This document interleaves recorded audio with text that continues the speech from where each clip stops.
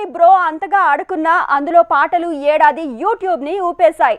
Balayya cinema భగవత్ kesari song నుంచి బలగం songs వరకు ఈ ఏడాది టాలీవుడ్ పాటల దాడి లెక్కే మారిపోయింది.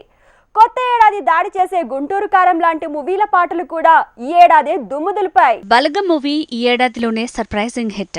ఊళ్లకు ఊళ్ళు ఈ సినిమా కోసం థియేటర్స్ కి క్యూ కట్టడం కాదు, సొంతంగా తెరలు కట్టుకునే సినిమా చూసే పరిస్థితి వచ్చింది. ఇక ఇందులో పొట్టిపిల్లతో పాటు ఊరు పల్లెటూరు సాంగ్ ట్రెండింగ్ లో నిలిచాయి. ఈ ఏడాది బాలయ్య వీరసింహారెడ్డి పాటల కంటే భగవంత్ కేసరి పాటలే ట్రెండ్ సెట్ చేశాయి. ఉయ్యాలో సాంగ్ భారీగానే ఫ్యామిలీ ఆడియన్స్ ని ఆకట్టుకుంది. ఇక సోషల్ మీడియాలో ఈ పాటకు వచ్చిన రీల్స్ ప్రకారం చూస్తే వైరల్ సాంగ్స్ లిస్ట్ లో చేరిందనుకోవాల్సి వస్తోంది. సందీప్ కిషన్ చేసిన మూవీ ఊరు భైరవ కోన ఈ సినిమాలో పాట కూడా ఈ ఏడాది తూటాలో దూసుకువెళ్లింది.